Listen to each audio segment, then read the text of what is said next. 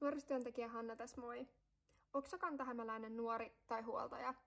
Jos sä vastasit kyllä, niin tää on just sulle. Meidän kampanjan alkuun on enää 2 viikkoa aikaa, mikä tarkoittaa, että meillä on ihan loistava hetki laittaa arvonta pystyyn. Miten sä voit osallistua arvontaan, niin ota meidän TikTok-tili Vapaa Vapesta seurantaan ja kommentoi, että mikä on parasta nikotiinittomuudessa. Silleen sä voit osallistua 50 € S-ryhmän lahjakortin arvontaan, josta 2 arvotaan täällä TikTokin puolella ja 2 arvotaan IG:n puolella. Eli jos sä osallistut molempiin, niin sä voit tuplata sun chanssit voittaa. Muistahan vinkata kaverille kans. Aikaa osallistua arvontaan on 8.4. asti ja 9.4. me kerrotaan voittajalle yksityisviestillä. Onnea arvontaan ja oothan säkin Vapaa Vapesta.